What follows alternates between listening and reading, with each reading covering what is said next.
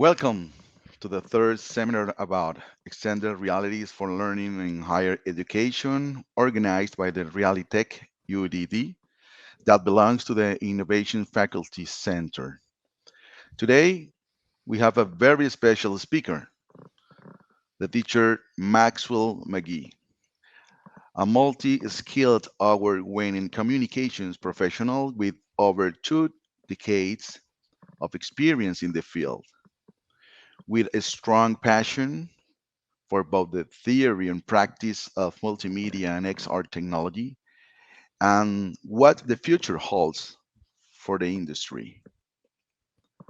A dynamic leader, specialist, executive, and manager have built his career from the ground up and continue to innovate to help move technology and ideas forward. As a professor of XR technology and communications, he strives to create environments for students that are immersive and engaging. Today, Teacher McGee oversees 25 faculty at Post University in communication, ensuring they're meeting best practices. As an educator of almost 10 years, he has a strong belief that our education system can improve by utilizing new and innovative technologies. Teacher McGee is a Bachelor of Science in Digital Recording Arts Technology and accomplished a Master of Education with concentration in Educational Technology. Please give the warmest welcome to the Teacher McGee, who will be presenting us today Learning in the Metaverse, how pedagogy and enhance it with immersive environments. Welcome, Teacher McGee. Thank you so much. It is so wonderful to be here. Good morning to you all, or I believe it might be good morning to many of us. So it is so wonderful to be here, and thank you so much for having me. My name is Maxwell McGee. I am a, professor of almost a decade now, and it has been such an incredible experience working with students, working with schools, with especially this innovative technology. And I would love to share with you all just my thoughts that I have presented today. So what I'm going to do is I'm going to share my screen, and everybody should be able to see it. So we should be all set in that regard. All right. Today, I am going to be talking about learning with mixed reality environments, how pedagogy is enhanced with VR technologies. Now, I've given this presentation in a number of different ways, and I think my emphasis really is on the fact that education as a whole is a old practice. It is a practice that has existed for a long time, and I always think that we should be striving to be better in the way that we teach, in the way that we educate our youth, in the way university structures work, and I think evolution is an important part of the process. So that's what I'm going to be talking about today, more specifically, mixed reality environments. So, to kind of go over what I'm going to be discussing today, is first off just a little bit of an introduction to kind of the concept of mixed reality and virtual reality in educational environments. We'll also talk about immersive environments as well, the process of learning in VR and MR, because it is a little different from traditional in-person class learning in the way that, you're wearing a headset and you're wearing gloves, or you have controllers. So things feel a little bit different from what we are used to as human beings when we are learning.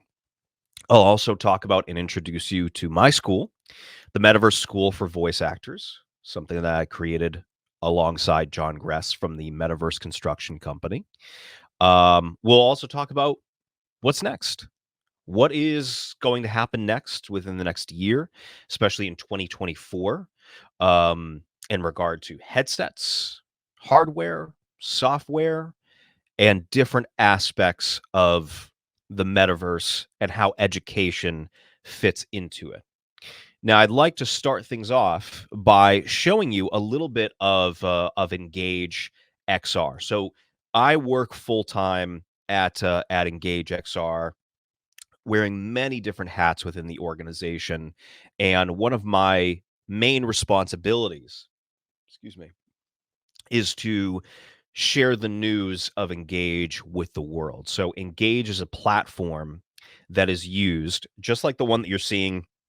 You'll see it on the screen right here, is these two avatars, and they're inside Engage XR. Engage XR is a platform you enter as an avatar and use headsets to communicate with others in an immersive 3D environment. So, just like we would be talking in person, Engage XR is trying to replicate that inside virtual reality. So, I would love to share with you the video that I have right here on YouTube. So let's share that real quick.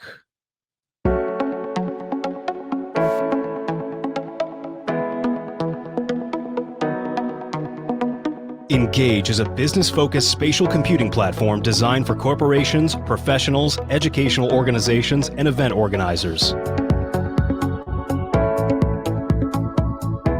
Used extensively for remote training, collaboration, events, and marketing, our platform enables our clients to directly engage with employees, customers, and suppliers inside virtual worlds and digital twins.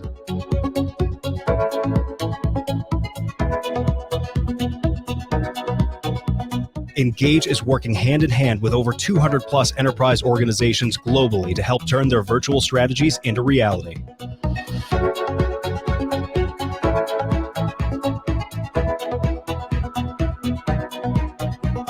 We know that augmented reality and artificial intelligence will play a key role in the office of tomorrow, and this is why we are leading the way with Athena AI and AR pass-through capabilities supporting the next generation of immersive devices. Engage is not only a generational leap in communication, it's also a content creation tool and publishing platform. Build and prototype content in simulations easily with our inbuilt editor and share them with your organization or the wider community. It's up to you.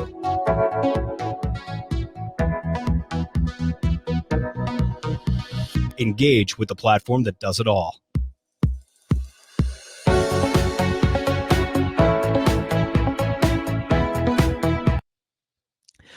Of course, you might recognize the voice that is on that video. I also provide all of the voiceover for our marketing and media at Engage XR, which is a lot of fun to do. The reason I wanted to show you that video is just to give you a little preview of what I believe is a big part of the future of education, especially in regard to remote learning, because ultimately we have a craving to feel human even when we're learning in a remote sense. During the pandemic, a lot of us switched to two-dimensional learning, so screens and cameras, which is great for convenience, but what is even better is immersive environments because they allow for a better retention of information, more engagement. You feel like you're there. And therefore, if you feel like you're there in the lesson, you are more likely to understand it, to remember it, to engage with it. So I'd like to start things off.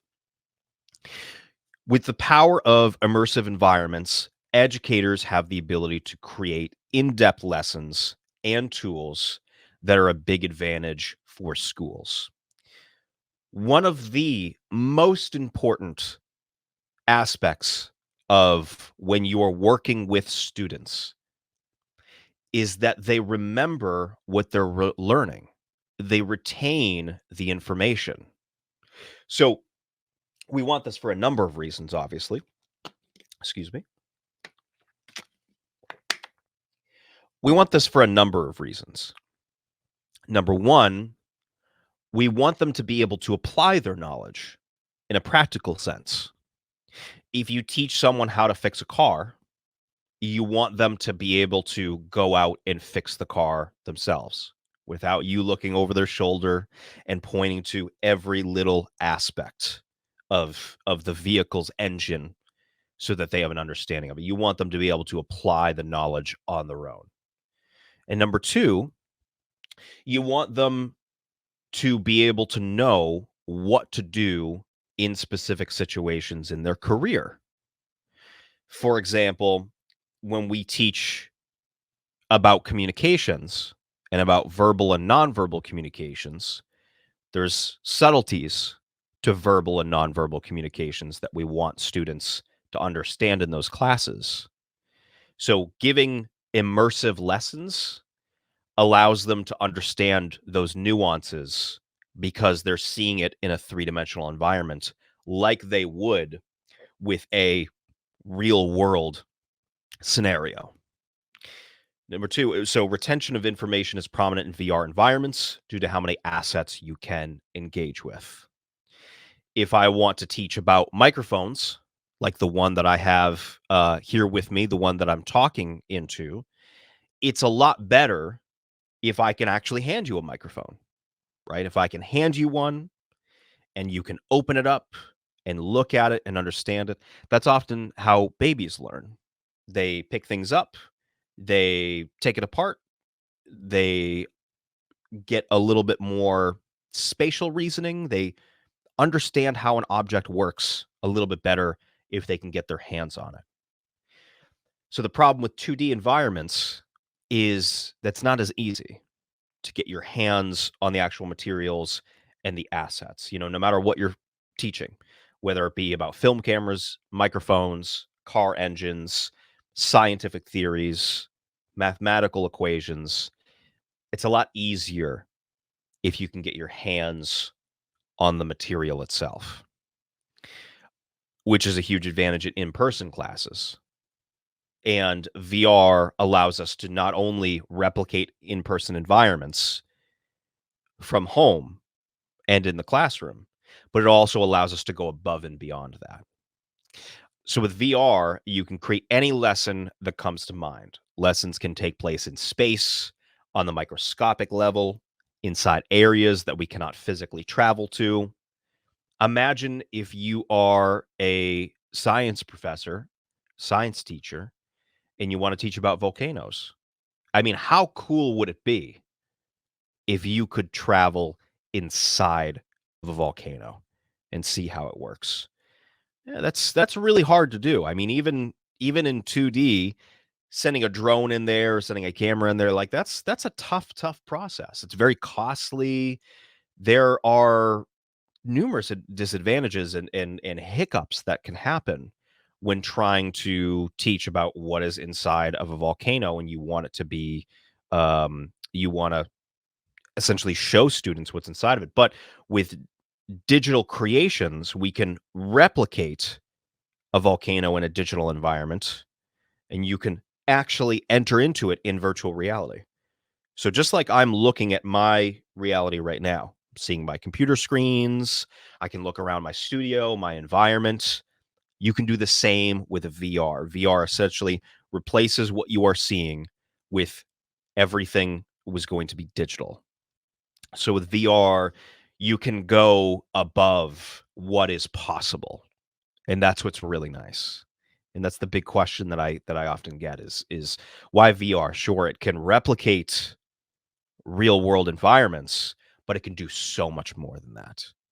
You can see the inside of an atom, travel to the inside of an atom. You can go into deep space and look around and see the magnificence of the stars. So there are certainly advantages to working with virtual reality. Immersive environments are experienced in a variety of forms such as VR and MR. VR standing for virtual reality, and MR standing for mixed reality. And they allow users to experience a lesson in 3D with senses replicated in the headset, like touch, sight, and sound. This digital experience feels more human, and it also helps with the retention of information. So, when the pandemic first happened, a lot of us switched to things such as Zoom and Microsoft Teams and Google Meet. And there was some other 2D platforms, but those were the most popular. Those were very well known. So what I will say is that when you're in these immersive environment, when you're in these 2D environments, the thing is it's all happening on a screen. Again, convenient, yes, but doesn't feel human. The human experience is being able to go up to somebody that you see in person and shake their hand, give them a hug, hear three-dimensional sound. When we're all in a room together and we're all talking, you feel like you're there with the people. I don't know if you've ever been at a restaurant where things are particularly loud. You have to lean into the person, right into their ear in order to speak to them, right? We always thought for the longest time that that was an inconvenience, but in reality, it made us feel human to be able to whisper each other. We had three-dimensional sound, and that's replicated inside immersive environments is that 3D sound. So if you get closer to somebody, it's easier to hear them and speak with them. And if you get farther away, you have to shout in order for them to hear you and to engage with you. So VR is all about replicating those in-person 3D environments. And it's getting better over time. We have more senses than touch, sight, and sound, right? We also have taste and we have smell. And that also helps us with retention of information. Imagine if you could experience what a historical event smelled like, whether it be the stone or gunpowder or whatever it might be, right? Different aspects of a historical event. Imagine if you could smell what it actually smelled like or taste what certain ancient foods tasted like and be able to simulate that. We would be able to engage with history in a way that we've never been able to engage with it before. And that's what I love about immersive environments and how they're improving. Again, those two senses, smell and taste, not yet available in immersive environments, but over time, it will become more readily available. Learning in VR and MR. So learning requires a sense of engagement, and VR offers that better than any other digital solution, and sometimes even better than a real world solution. I am a big fan of in-person learning. I do not want the takeaway of this presentation to be that I think all learning should happen in VR. VR and MR should be supplemental learning, um, certainly, and for remote learning is a huge advantage. But I don't think that we should be in VR and MR all the time. It's a great technology, but it's a lot like phones, right? I've got my phone right here. This is amazing. I love my phone. An incredible technology. I do not want to communicate just using my phone all day. I do not want to learn completely on my phone all day. I like different formats of learning, and that's what I want the takeaway of VR and MR to be, is that these immersive environments, engaging with these immersive environments as avatars and seeing these 3D assets is really amazing. But they should be supplemented with in-person learning or supplemented with many different resources such as 2D resources online. And when I say even better than a real world solution, what I mean by that is that there are some things that are better learned in virtual reality. You know, you can perform certain simulations, such as going into space, going inside of a volcano, seeing the inside of an atom in virtual reality better than you can do in a 2D or in person environment. Moving on to the next point, which is retention of information is important. So when we engage with a lesson by touching it, walking around it, seeing it from all angles, hearing it, we absorb what we experience in a more effective manner. This is what makes learning in VR and MR a really big advantage, is because that three-dimensional sense allows our brain to capture more information. Because when we're learning through a computer screen, our brains just aren't meant for that. That came on too quick. We're not meant to retain too much information through a 2D screen because we don't experience life in 2D. And experiencing something in life in real world situations is great for that retention of information, especially when you're learning about these different concepts, right?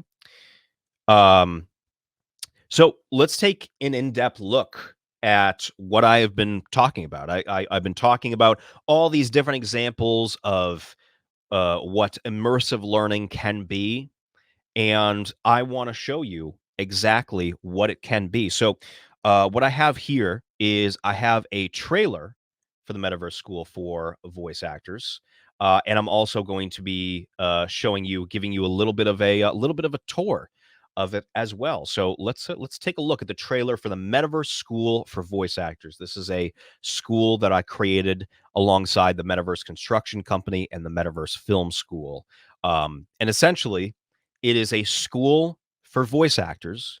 So people who do commercials and narrations and trailers and coming up next on TV. I've been a voice actor for about 15 years professionally. So I created this school so that aspiring voice actors could learn in a more immersive environment. Let's take a look.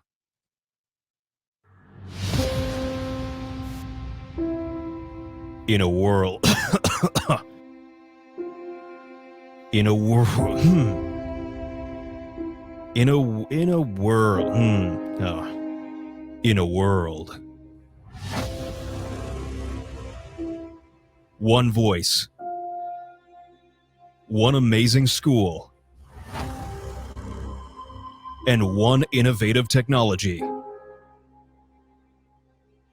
brings us to here in the first ever Metaverse School for Voice Actors. Join us for an amazing experience, learning the tricks and trade of being a professional voice actor. Everything from audio setups, microphones, acoustic treatment, voiceover technique, the business of voiceover, and helping you break into the industry.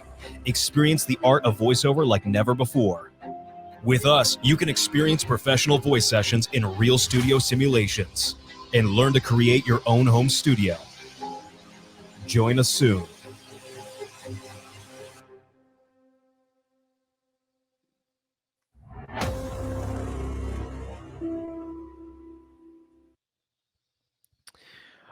So the Metaverse for School for Voice Actors is an immersive audio and voiceover school, um, and also, so it looks like I believe we'll have I'll leave some time for questions towards the towards the end of the presentation. I'm more than happy to answer them now if that is the case. But I'm also happy to leave questions for the end. So thank you everybody for sending in so many amazing questions. These are wonderful. So thank you so much for sending those in, and I will answer them in a little bit. So please keep sending in your questions. Any questions that you have, I'm happy to answer. So thank you so much. I do want to give a little bit of a tour of the Metaverse School for Voice Actors. Obviously, I am talking about it. Um, so let me go here. Oops. Let me full screen that. Get out of this. So this is actually the Engage software itself. And what I'm doing is I'm actually walking. I'm controlling my avatar right now and walking within this environment so that everybody can kind of see what I'm talking about in the Metaverse School for Voice Actors. As you can see right here on the walls, we actually have acoustic foam that is used in voiceover studios to absorb echo, because you don't want to echo, echo, echo, echo. You don't want that reflection to happen inside an audio recording, right? So that's why we have that acoustic foam on the wall there. All right. We also have these um, these polar patterns. These are a three-dimensional representation of sound, right? How a microphone can hear sound. We have different assets that people can interact with. They can pick them up. They can take them apart.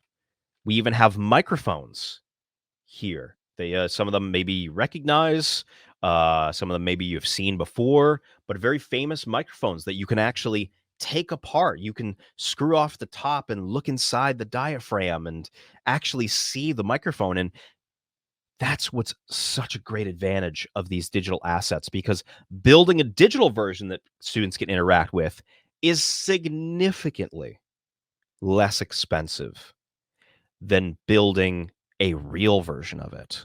So the microphone in the middle is about a 4,000 USD microphone. So $4,000 USD microphone. So if you are interacting with it and you break it or you bruise it or damage it in any way, that's $4,000 gone. But creating this digital asset just takes a little bit of time in a 3D modeling software, which is a huge difference in cost, and yet you get to interact with it in a very similar way that you would in person. So significantly less expensive. So this is a replication of a real world studio. As you can see, you can walk through it. You can see all the knobs and all the buttons and all the aspects of a real world studio. You can actually feel how large this is. If I take just, let's say that takes about 2 seconds to walk through this vocal booth, I'm getting a better understanding of how large, how small things are in a real studio, where to walk, where to go. So it's replicating and simulating that real world experience in a premier recording studio, rather than expecting everybody from all over the world who wants to learn about this to go to a real recording studio. They might not have that ability.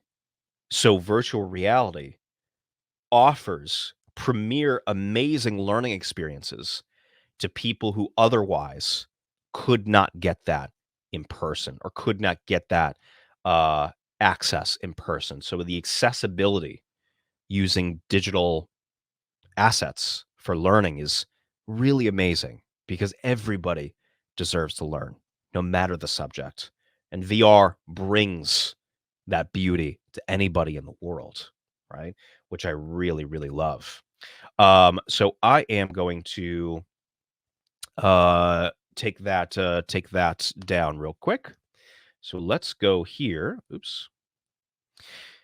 Opportunities of something like what I just showed you. So an immersive school. And I definitely think it's something to consider whenever you have a particular subject, whether it be science, math, film, media, uh, whatever it is, that you consider creating a digital twin, that you consider creating a replication of those experiences in virtual reality, because of the opportunities and the advantages of them. Some opportunities create interactive objects students can engage with, like Microsoft microphones, polar patterns, cables, studio gear. If I'm teaching everybody about voiceover in 2D, the problem is they have to get their own microphones. They have to set them up on their own. I can't be standing next to them and point out where everything goes. In VR, I can do that.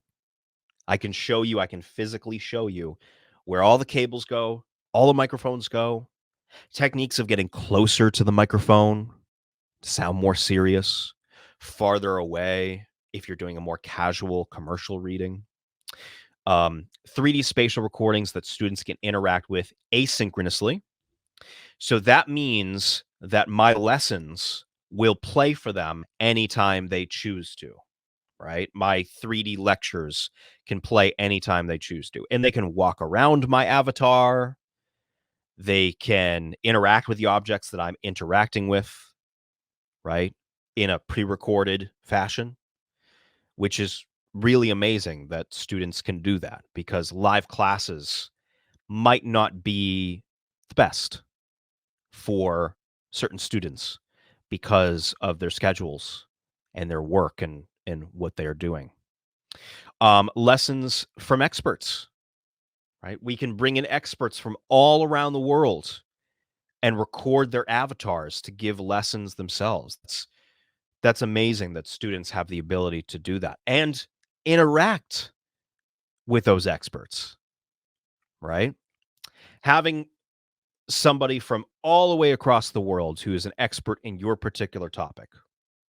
Let's use science as an example. Somebody from all across the world who is a science professor, very, very well known, can join you in virtual reality and they can shake the hands of every one of your students. And your students, using their controller, will feel that motion of them shaking their hand. And that sounds simple, but it has a massive impact on the students' learning, on their engagement, on their excitement for being in the class, for being in the school. And finally, low cost to create the school means low cost for students, right? We can make education more affordable over time. It's very expensive building a science lab. It's very expensive building a film studio for students to learn in. They deserve it, but we all know that there are difficulties with in-person learning in that regard. So it's very, very, there's a huge advantage to building these studios and these learning spaces in virtual reality because it's a significantly lower cost than building it in person. To move on to advantages, students are more likely to retain information learned. This means shorter lessons. That one always gets me. That one I always laugh at because I say to myself, shorter lessons, is that really an advantage?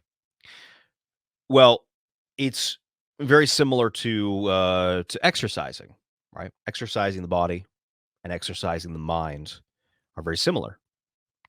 If you were to do an intense workout for 30 minutes where you are only giving yourself 20 seconds of rest between your sets, right? There's a big advantage to that because your body and your muscles are going to adapt to that type of workout very quickly. Whereas if you take an hour and a half or 2 hours or 3 hours, you're going to get very tired while working out. You're eventually not going to be able to keep going. So at the half hour, 2 hour mark, your body isn't really adapting. It's just getting tired, right? It's your muscles aren't growing anymore. It's more so you're just exhausted. You're pushing things too far. So VR gives that advantage of efficiency. If you're retaining more information in a shorter time period because the lessons are so engaging constantly and consistently, that's a big advantage for students, especially time-wise. Students can take these lessons from all around the world, no matter where they live. I love that. I love that and appreciate that. Greater accessibility. That's what it allows. And as educators, I'm sure you can appreciate accessibility for students because all students deserve to learn. all students deserve an amazing education, no matter the world, the background, their financial situation, doesn't matter. They all deserve to learn. So VR allows for a great amount of accessibility. Um, so students get access to 3D assets that they otherwise would never get to interact with in digital 2D environments. The example that I want to show is the Metaverse Film School. So if anybody's a film teacher, you have an understanding that film can be very, very, very expensive, and building film studios is extremely expensive. So this is just 1 minute. Let's take a quick look, and you'll see all these different equipment that are so costly and so cumbersome to create and build and move. And now we can experience that in virtual reality for a fraction of the cost with the Metaverse Film School.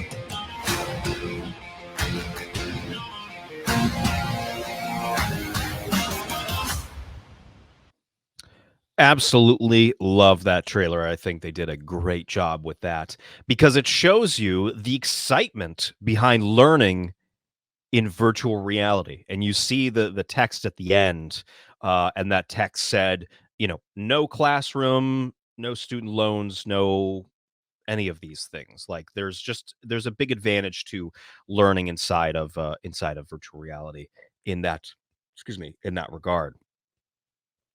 So I've talked a little bit about the Metaverse Voiceover School, the Metaverse Film School, and the advantages of it.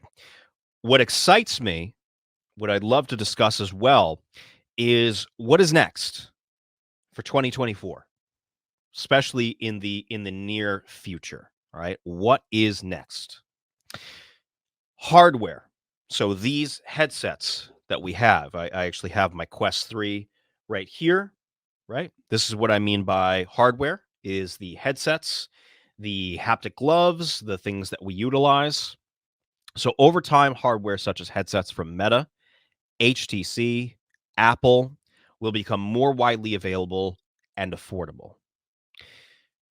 For a little while, computers like the ones that I'm working on right now were not particularly affordable.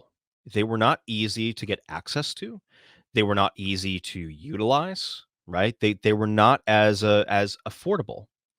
And yet, these days, because it's essential, almost everybody around the world has some type of computer or some type of cellular device like I have because they needed to become more widely available to the public, right? We needed them for many reasons, not just for convenience, but for staying connected, for learning, for engagement. So the hardware, such as the headsets, will become more widely available and less expensive over time. When the headsets first came out, they were unbelievably costly. But now, organizations such as Meta have deals with schools where they will send them a number of Quest 2 headsets for a lowered combined cost. Um, this is a great step forward, but a lot of these hardware companies need to do better in making the headsets more affordable and more accessible. Um, so software um, the apps like Engage XR, so the one that I've been showing you today, so the Metaverse Voiceover School and the Metaverse Film School are built on Engage XR. So that's how we access them. And we at Engage are building customers, a lot of digital twins and simulations and content that people can access. So whether it be 3D objects that you can interact with, or a full replication of your campus or your school or your science lab. That's what the software does. That's what we're here for. And because of the low cost of digital spaces versus physical spaces, educational institutions will begin offering more digital 3D solutions, right? Which is a really, really big advantage. So I'm not going to, because I want to leave time for questions as well. I'm not going to show this full video, and I'm also not going to play the sound, but I just want to play just a clip from it. This is at Engage XR. This is our new mixed reality solution. So our CEO, David Whelan, is actually in a headset, and he is bringing all these digital assets, such as screens, into his physical environments. And people, as you see right here, the avatars sitting in the background are actually real people inside headsets who are meeting with him in his own home, which is an amazing capability. So this is an example of mixed reality, right? So that's something that a lot of us are very interested in. So you can bring in 3D assets into your actual lab, which is again a huge advantage and a lot of fun, as you see. And fun and play also offers better retention of information. We also have another example, such as AI. Our AI Athena. Athena is an avatar that has been implemented with Chat GPT. So she has her own brain and has the ability to generate skyboxes, images, videos, have full conversations and simulations. So like this, she can actually generate a full skybox of Disney, as an example. Again, another incredible capability of generative AI for these solutions. And finally, as we begin to engage more with this technology, it will become easier to understand and adapt to. In education, anytime we utilize a new technology, it takes time for teachers, administrators, and for the education industry as a whole to understand what it is and how to adopt it in an actual environment, right? That's something that is very important, is that this technology is great. It's wonderful, but we need time to implement it, to understand it. And hopefully, from what I have explained today, you'll have a better understanding, not only the examples of some of these virtual reality solutions, such as the Metaverse School for voice actors. It could be the Metaverse School for anything. The Metaverse School for scientists, the Metaverse School for mathematicians, the Metaverse Film School, which also exists. So it's best to think about, how do I implement this technology to immerse my students in a lesson, to engage with them more. Um, so, in summary, more educators are using VR lessons over time due to strong findings in retention and engagement. Research shows that retention and engagement is 60% higher in virtual reality than it usually is in 2D environments. Subjects that are hard to access will eventually be accessible to all, and low cost solutions means more can be done with it. Again, that's why I love virtual reality and mixed reality, the metaverse and pedagogy coming together in a great synchronous relationship. Um, I've also included some of my contact information, below, so that you can have access to that at any time. So what I am going to do now is I'm going to stop sharing my screen, and I would love to answer some questions that we have in the chat. Jose, am I all set to start answering questions that you've attached in the chat? I should be good. I'm taking a look. Let's see. So we have a number of questions here. So the first is, based on your experience, what is the most high impact learning activity to use with students, and at what education? Question. Sorry. Maxwell, Maxwell, can you hear me? Yes. Okay. Thank you very much for all your explanations. Uh, all of them are very clarifying about how the mixed reality is going to be used in the educational environment. So, as you said, we have a lot of questions. Yeah. Fortunately, we have time, and Rocio is asking us about your experience. Okay, so what's the most high impact learning activity to use with the students, and and at what educational level? That's a great question, and it's hard. It's hard to pick one because I've noticed that, especially a good example is Optima Ed, which, if anybody has an opportunity to look up Optima Ed Learning online, I highly recommend it. They are a fully virtual reality school that actually runs on Engage full time. So the most high impact learning activity to use with students, I would say, is collaborative activities. Okay. So activities that require them to work together. An example of something in person that can be translated into virtual reality is the marshmallow challenge, which has kind of a silly name, but it is a great activity where you take groups of students of around 4 students, and you give them marshmallows, spaghetti, string, and tape, and you tell them you all have 15 minutes to build the highest tower, Okay. right? And it must stand on its own. And you notice so many things with this activity. You notice that they're talking and discussing and strategizing. Some groups are talking about what they're going to build before they build it. Some students just go, let's just start building. Let's just start building. We only have 15 minutes.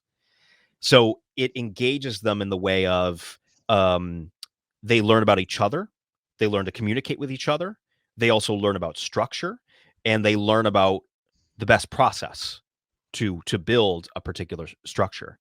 So they're learning so much in one activity. I would say the most high impact learning activities to use with students are ones that are collaborative.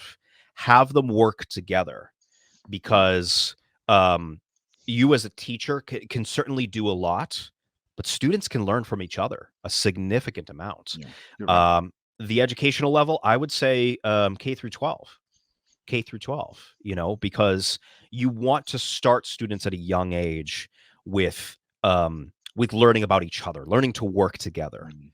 Because when we learn to work together, we create the most powerful products and services and Yeah. technologies. Yeah. So a message that I can understand is that sometimes teachers has to trust in their students to Yeah. manage their own learning process. Okay, so Yeah. that's a very powerful message. Yeah. Okay, next question, please. I'm going to change the question. Our next questions will be okay. I have here some questions while it changes from the screen.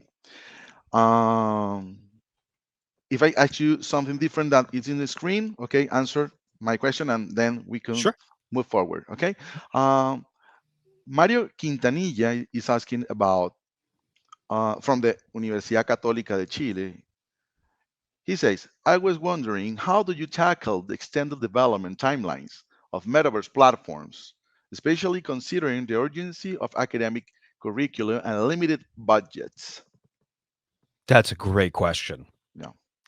And I wrote about this in my master's thesis. Okay. Um, my main thoughts on this are that implementation is slow, and that's okay. That's okay. Because a foundation built from bricks is stronger than a foundation that's more quickly built from sticks and stones, right? Okay. Um, it's a little bit slower to implement virtual reality over time, but I always recommend that to universities is to experiment with it first. Take it one class at a time, introduce it to one class of students, and we're academics. We like research, right? What did we learn from that class? What did we learn from that digital twin? What did we learn um, from that XR from that virtual reality experiment in the classroom? And then we make it stronger the next semester, and then the next semester. Because if we try to go too quickly, buy too many headsets, implement it in too many classes, it doesn't allow us to focus too much on the research of, okay, what is working and what is not. So that's what I would say. With limited budgets and urgency of academic curricula, take things slow and start small when it Okay. comes to implementing virtual reality in the classroom. Just start with one class and experiment with it and see how it works, because that'll also allow for curriculum to be implemented a little bit faster if it's in one class rather than a whole department's class load. Okay. Great. Our next question is from the health sciences because he is a surgeon. Mhm. Rodrigo Guilov. Okay. Okay. Rodrigo Guilov is asking, um, have you had experience in data science specifically and integrating software that provides automatic feedback to users and processes data from teachers? He is currently exploring tools in this domain and will greatly appreciate any insights or recommendations you may have. Another great question. We are not quite there yet in regard to the software yet that allows automatic feedback to users, um, and processing data for the teacher so they can look at it and have an understanding of where their students are at in their learning journey and their learning process. We don't have that necessarily yet because we're working on getting people into virtual reality first in regard to that software. However, one thing that I will note that has completely changed in the game in the VR and MR industry is AI and generative AI. So there are ways to utilize AI software to process data that you get from students. It could be their test scores, it could be practical quizzes, it could be practicums, what they're actually doing in the classroom and processing that. So over time, we're looking to implement more AI and analysis of student performance and assessment so that we'll get a better understanding of how much they're learning inside VR, AR, MR in that regard. So it's being implemented over time, but I would certainly recommend to check out and utilize educational AI software Okay. to process that student data. Okay. So this is a process working on. Yes. Yep. Great. Okay. We have a top one. Okay. Nicole Alejandra Campos Garrido from Universidad del Desarrollo is asking, what do you consider is the best assessment model to be used in MR learning environments? I would say that in my experience, something I often use, especially in Engage, is in Engage we have a survey or test tool where you can conduct a test live while inside the app. And testing does not work necessarily for every subject, but I feel as though it can work for more subjects if done in a way that is more consistent and spread out. So, for example, after I give a lesson about microphones, it could be I'm going to take apart a microphone, show you the diaphragm, say, okay, part of this microphone is made out of copper, and then Okay. give a live survey or quiz tool inside the app that then asks them, about the microphone. What is it made of? Then they have the option to answer copper or answer or give any numerous answers, whether it be fill in the blank or multiple choice.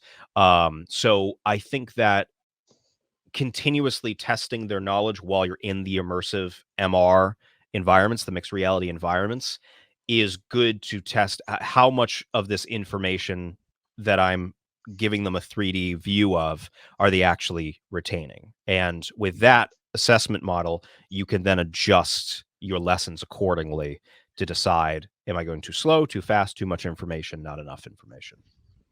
Okay, great. And Jasmine Ormeño is asking, how do you think a teacher can blend the MR and real learning environments? I feel as though introducing students to a topic through the real learning environments Mhm. is very important, Okay. because having students jump into MR right away can be intimidating Yeah. because it's so powerful. It's Yeah. so once you put on these headsets, I've had friends put them on, family, students, they all have the same reaction, which is, "Whoa, let's slow down, let's slow down a second.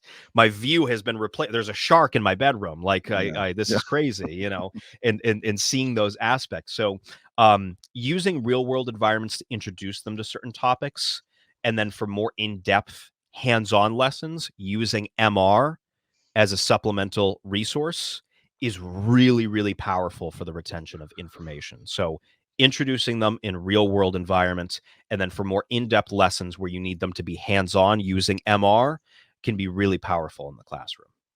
Okay, great. A last question, okay? Yeah. Because we are running out of time. Maria Jose Naredo is asking, what do you think AI technologies will be used in MR learning environments? How do you think this technology, this new technology, is going to Mhm. be implemented in learning environments? That's a great question, and one of my absolute favorites because it's so exciting. I think that generative AI specifically is already very powerful in VR and MR and is going to continue being more powerful. So our Athena AI at Engage, for example, you can ask her, "Hey, bring me up a skybox," which is like a 3D environment, like a sphere that you can walk into. Bring me a skybox of a hospital. Create me a skybox of a car engine. So generative AI has the ability to build 3D models, environments, lessons. So instead of you having to create all of these lesson assets from scratch, you can have it created for you in a matter of seconds or minutes, which is incredible, cost effective and less time consuming than having to create everything from scratch. Because every 3D model of a microphone, we have to create that from scratch. We have to create it in Blender or in Unity or whatever it might be. And that's very time consuming. Yet with generative AI, I can say, can you create me a microphone, a Neumann U87 microphone? Done. And it's there for you, and you can utilize it, take it apart.